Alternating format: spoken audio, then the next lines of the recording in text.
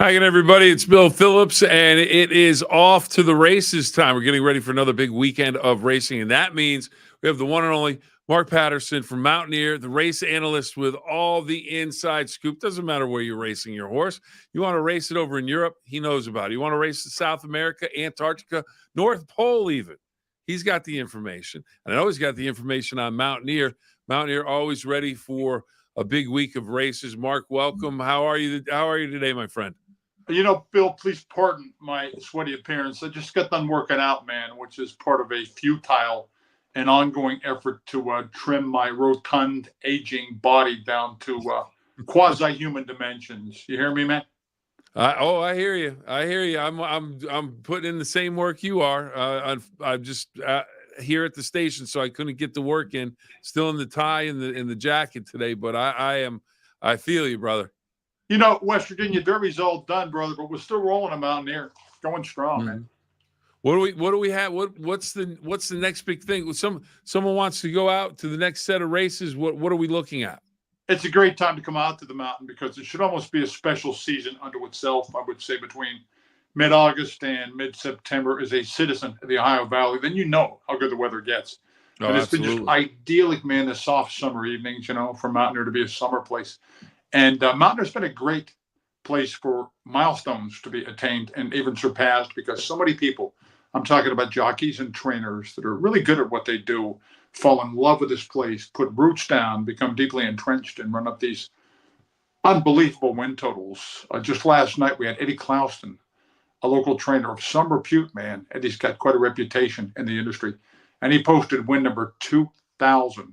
And that's an Wow. awful lot, Bill. When it comes to jockeys, and jockeys compete a lot more often than trainers do. And Hmm. plus, you get their agents who are always boosting them and publicizing them and trying to create these fake milestones that don't even exist. But racing counts, I always say, in big boy caves by the thousands. And to win 2,000 races in today's landscape, man, thoroughbred racing is just amazing. And Clouston posted win number 2,000 last night. And he is probably a better known figure than he thinks because our signal goes far and wide. Mountaineer is so popular. Hmm. We handled 1,000,003 on our races last night. So the players, they become familiar with the methods of all the conditioners we have in Mountaineer and the guys that win the races, the guys that make the game go. And then hopefully on our show, I can add a little local color and maybe take the players behind the scenes, how these guys think, how they live when they're away from the racetrack, and maybe how they do their jobs. And pretty soon these guys become very, very well known nationwide, even internationally, Bill. I get Hmm. texts from Ireland, from Canada, from the UK, from south of the border, just on and on and on. And the same's true with thoroughbred horses, by the way. I've always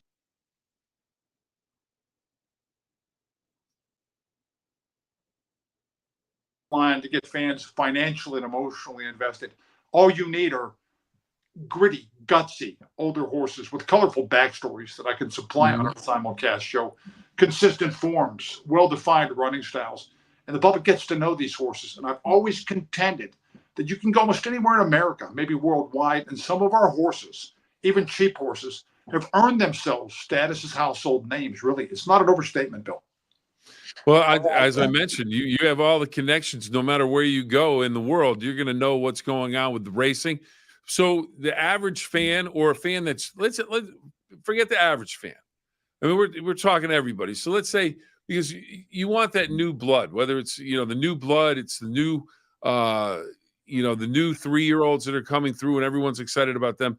But for the race fan, for a new race fan that would come out to Mountaineer, let's say, and they're when are they going to come out? What are the days that they need to come out? And then how do they go about their business of just learning? Okay, I want to put down a bet. I just want to watch the horses run. What's the best spot to watch them run? If you had to give some advice to the brand new, wet behind the ear fans that want to watch horses run at Mountaineer, what do you tell them? I'd say it's a great time to come out because we still have turf racing. It's a summer sport, kind of a warm weather sport. Yeah. We're going to run on the grass, which is not only great spectacle, but it's so popular with the horsemen. We get full fields. We get more moving parts in these races, and they're more bettable, Bill, with more contenders. They're a little less chalky, as you don't often get a standout that absolutely can't lose. The weather's great to stand out on the apron and watch the grass races. And Mhm. also, we're getting an influx of horses from all over the country right now. So it's a great time for a new fan to kind of catch on a little bit and try to learn about the thoroughbred game at Mountaineer, because we've got outfits up from Florida. We've got good horses coming in from Southern California. And as a lot of the summertime tracks shut down to compete with us for horses, we've got them coming soon down from Erie, Presque Downs, which is a classy Mhm. race course. But to get more specific from the gambling aspect of it, since we do have some big entities in modern day racing that just pour and pound money into our pools, Bill, I would say Mhm. the small bettor, which they're going to be, not Diamond Jim Brady's when they're just Yeah. initiated into thoroughbred wagering. I would say you want to bet a little to win a lot. You want to avoid the favorites because that's a Okay. slow death when you bet on thoroughbred horses. The skim, the take will kill you, just grind you down when you Yeah. bet chalk, and you're never going to win anything significant. So when you look at the tote board and you see a horse is 1-5, a horse is 2-5, a horse is 1-2, keep in mind they're animals, not machines. Their condition is changing, if ever so slightly, from race to race, from day to day, and they can lose. And you can bet Mhm. against them and bet just a couple of bucks and maybe knock down a big score.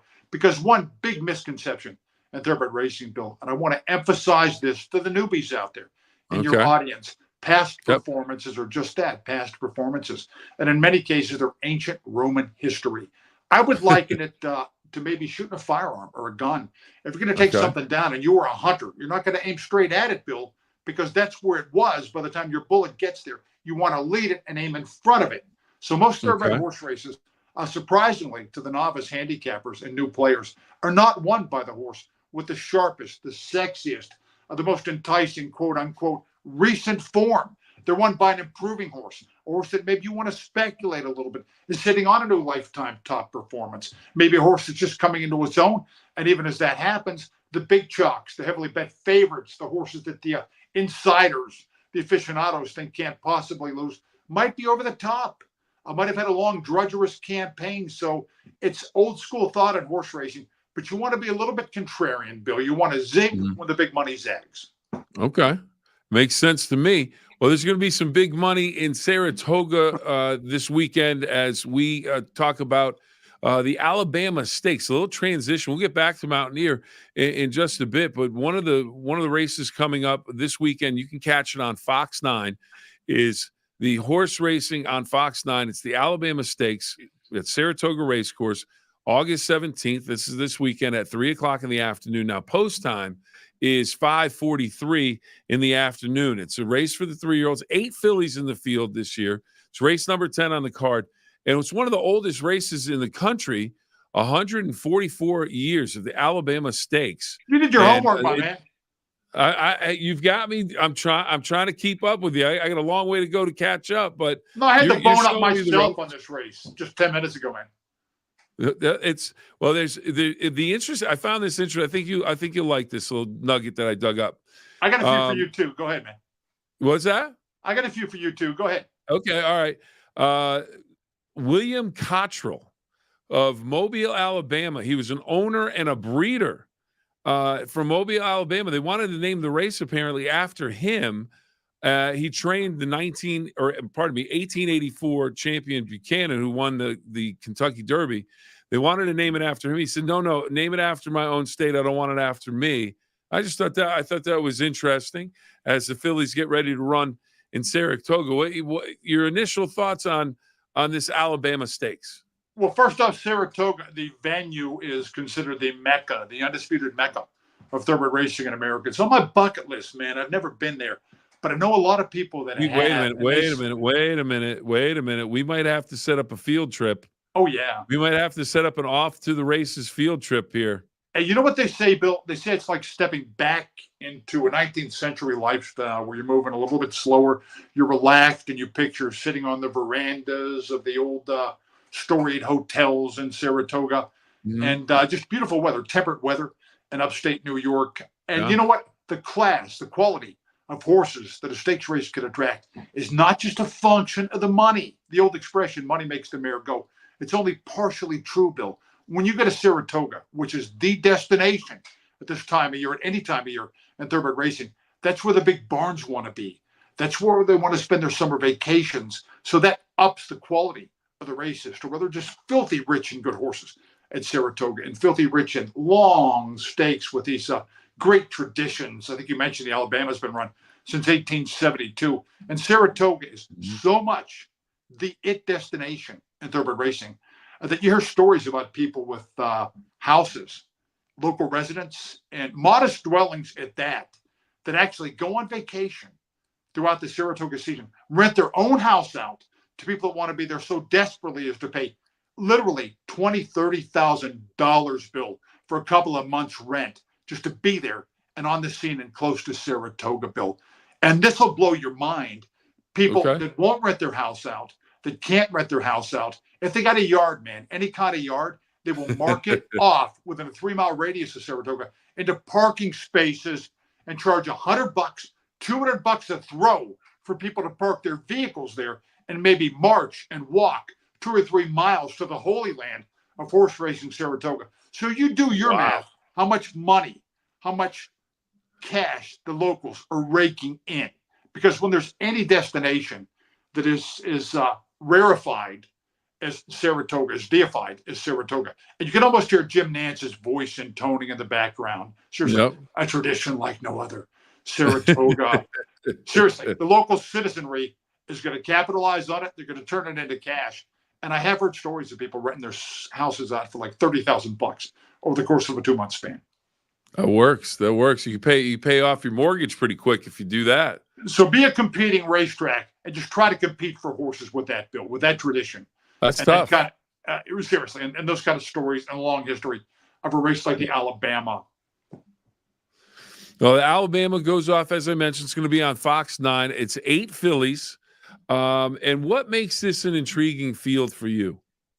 The absence, who is not here and will be here a little later on in the meet, Torpedo Anna, who is the big horse, the elephant in the middle. Going to race at the Travers, correct? Yeah, she's going to go against the guys in the Travers and try for an historic feat to take down the Midsummer's Derby, which is their centerpiece, which is their jewel. So they will gladly suffer her loss of the racing management at Saratoga in order to get her and against the guys to conclude their season in the Travers. You know what that does? That may lower the quality and the fan appeal a little bit for today's Alabama, but it opens it up for the bettors.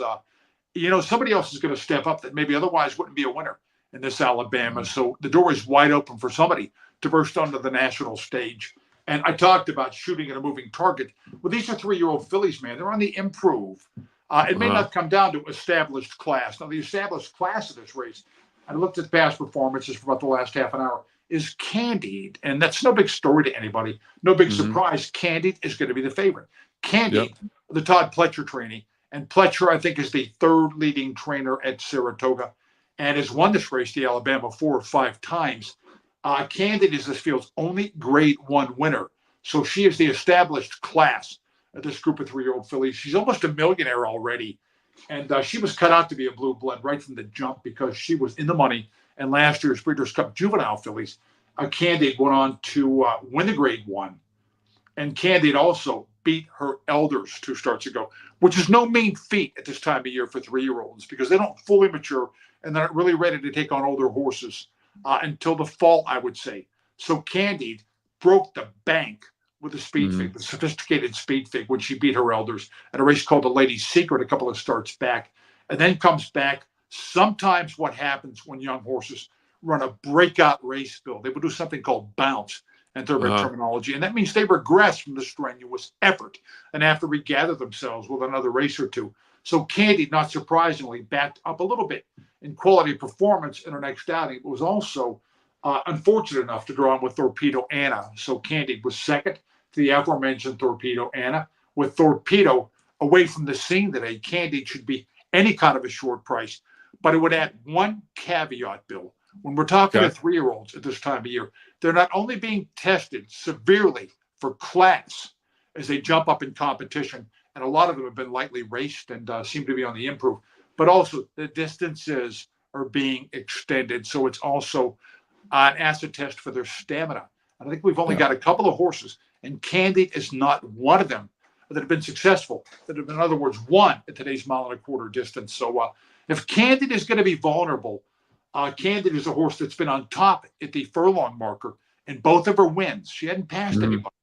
once fatigue sets in to go on and post victory so far. So since she is untested as far as at 1.25 miles here, I think maybe she might be a little bit beatable in the late stages here. Candy. Okay. Quick question for you on I looked at a couple other horses that just kind of jump off Yes. my notes. Sure. Miss Justify, Wilton Stakes winner at Saratoga. Sure. Now I'm interested in that because the horse knows the track. The horse has won at the track. Obviously, the horse is comfortable at the track. Am I making more out of the comfort and the knowledge and the sophistication of the horse knowing where it is and Saratoga and everything?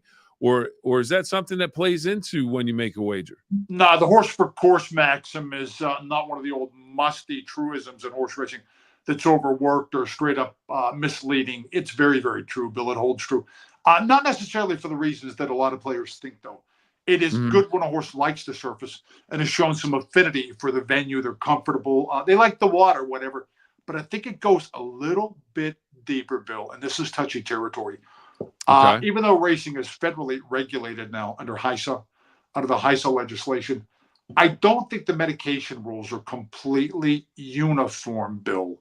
Okay. So in other words, some of the meds that racehorses run on are stipulated a little bit differently. However, so subtle the distinctions and differences from region to region. And some barns, some conditioners are just straight up more comfortable and more effective at certain venues, Bill. So if you're going to watch a horse and see how that horse runs at a given track, then it's almost always a reflection of how the barn performs at that respective racetrack. And in this case, you're talking Todd Pletcher with both Candy, the favorite. She has been a winner at Saratoga before, as has her barn mate, Miss Justify, who has also triumphed at the Spa and done so much more recently than is Candy. But the difference is going to be reflected on the odds board. On the morning line, Miss Justify, the lesser of the two Pletcher entrants, is held at 6-1, whereas Candy is 7-5. And in my mind, that's pegged too high. I think she's going to be much lower than that, Candy. And Candy has been the featured daughter, so to speak, from that barn since day one, man. She was in the Breeders' Cup Juvenile. She was in the Grade 1 Ashland. She was in the coaching club, American Oaks, which we're talking about blue blood horse race for 3-year-old fillies, whereas Miss Justify has kind of taken a lower road. Doesn't mean she can't get better. Doesn't mean she can't improve. But based on past performances, it is Candy, who is by far the better Todd Pletcher horse. And again, there's no value in that knowledge. Everybody knows it. And Candy is going to be held at a much shorter price. Yep. So you'd be better off if you're looking to make some money back. You're better off betting Miss Justify, or and this is another one that interests me. A Power Squeeze, because it's 3 times the stakes winner, Delaware Oaks, and I'm not necessarily talking about making big bets. I'm just talking about this horse is a possible challenger to Candy. Is this a Power Squeeze that could get the job done? Well, she had won 4 in a row when she completely flopped. I mean, flunked her initial Grade 1 test in the Kentucky Oaks, which was held, I think, the day before the Kentucky Derby. It's like the mixed doubles answer to the Run for the Roses. Friday afternoon. Power Squeeze is going to take another run at Grade 1 competition. And she may well have improved. She's been toughened up a little bit, because whereas her 4 wins in a row were all attained in rather facile fashion before she flubbed her class test in the Kentucky Oaks, she was at war last time, baby, to win by a nose, by just a lip, and she could have had a lot of seasoning out of that race. But if I were going to go contrarian and we're going to try to beat Candy, it would be maybe on the theory that when you bet against a favorite in thoroughbred racing, it is always good logic to place somebody who possesses something that the chalk does not. And in this case, it's proven 1.25 form and 10 furlong stamina. I think you can get that with a horse named Just Basking. I don't know if you looked at Just Basking. Yep. The 5-1. But Just Basking wins at 1.25 by a widening 7 3/4 length, so that is trouncing her field, baby. And last time out, she ran a breakout number in terms of speed figs, sophisticated against speed figs. The Bayard numbers are the go-to figs in the thoroughbred industry. They're really the Bible for the players that rely on final times. So if you're hoping for Just Basking, you're hoping that can stay up towards the front but not overwork, and then have that strength to finish, and that could surprise Candy if Candy fades again. I would be looking for more of a meltdown, because I'm not sure how tactical or like Just Basking can be. I think she might be more of a come from the clouds threat, which is against the grain of how the Saratoga Yeah. track usually Hey, if you runs. want to throw some money against the wall, put a couple bucks down on America's Vow and Neon Icon. You get 20-1 and 15-1 if you just want to throw a couple pennies on those, see if you get a long shot. Yeah, I would. If I'm going to bet long shot, I would watch for Just Basking to win Okay. against the nature of the speed favoring Thurber Saratoga surface, and also maybe she benefits from a pace meltdown. Some of the other fillies, as sexy as they look, as faster as they look, and they're further along the learning curve for sure. But maybe they can't get the distance. Maybe they can't get the trip, and maybe they throw it in reverse when fatigue sets in. And I think that would be some chance for Just Basking. But I think Candy stands above this field thus far in terms of achievement and any other measurable criteria handicappers or horse players want to apply. All right. One of the things we talked about, especially during the Triple Crown races, the stallions, so to speak, when it comes to their stud rights and everything else, if they can win some big races, it takes two to tango. So I'd imagine some of these 3-year-olds, the fillies, if they perform well, that's going to put their breeding stock up as well. So I would imagine these races invaluable to the breeders and trainers. And of course, we mentioned owner breeder William Cottrell, who the race was going to be named after. He says, name it after Alabama, my home state. He's from Mobile.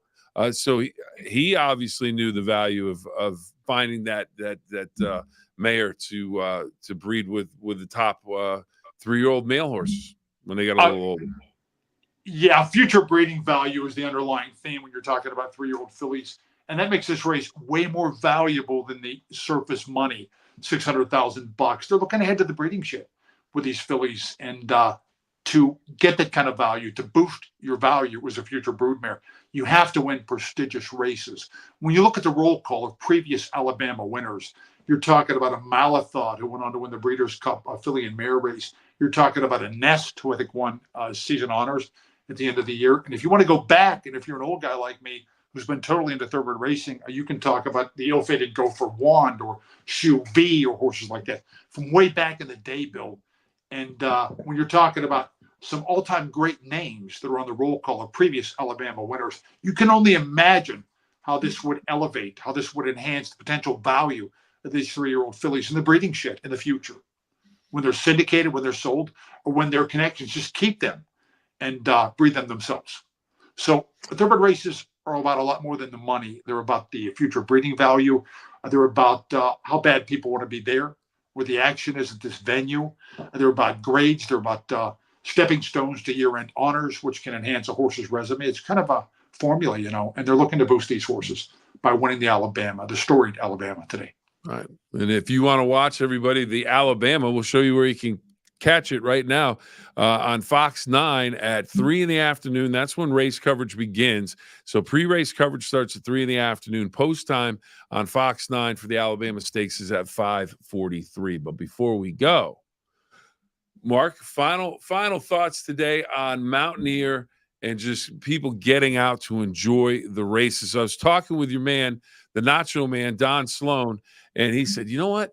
We should go up for a couple of races. And I said, hey, let's figure out a time to do it. When do you recommend? What day is your day that you think, come on up, it's just a perfect day to go, or is it any day? Well, again, we do run Sunday night through Wednesday night. And as I like to say, the post time is Mountain Standard starting time, 7 o'clock. That's when it all starts to happen, baby. And you know what? The internal clocks of tens of thousands of racing fans worldwide, I mean, they're cued in, baby, to the 7 o'clock starting time. I mean, seriously, you want to come when the weather's good. You want to come when it's not raining, so you can get out, get up close and personal to the action itself. When you can go to the outdoor paddock, Bill, and you can watch the horses, the pageantry, the post parade out front. Yep. And again, I've been there and done that up at Mountaineer. It is really nice to actually get that. You feel like you're right there. You can get on top of you, like, hey, the horse is here. I can jump up and ride it. It's so close. They're beautiful, beautiful animals. And then you can see and sense the power of these animals. There's something to be said, Bill. There's something to be said for cold weather horse racing too. Because later on in the year, man, when you can't do anything else outside, when you can't golf, when you can't go boating or kayaking. I know you're real big on the rollerblades, Bill, I've heard. Oh, yeah, that's me on the rollerblades. I can just picture that, baby. But anyways, when you can't do that kind of stuff outside, then racing is also the greatest game played indoors, man. Yeah. And we do run through, I think, December the 11th. And a lot of players, that's when they really get down to business and focus and concentrate. And racing can really just captivate you, man. And it's just a matter of how deep a dive you want to make into the thoroughbred sport. And I would encourage everybody who's going to dial up your podcast, I know you're popular, dude, to stop in the simulcast studio when they come to Mountaineer. Don't even knock, man. Just walk right in. They will hear you if you knock. And I'm on the air, sit down. And you know what I will do? I will personally tutor them, novice, intermediate player, advanced player alike, and maybe go through some of the basics of how to make a bet and maybe what your mindset should be, and go over the program a little bit with anybody who wants to pop up at Mountaineer. Love to do it, love to interact with horse players. I get, Bill, hundreds and hundreds of texts a week from people that bet the mountain, that live by the mountain. It's almost their code, baby. I call it Mountaineer Nation. And a lot of them wear the apparel that says Mountaineer Nation on it.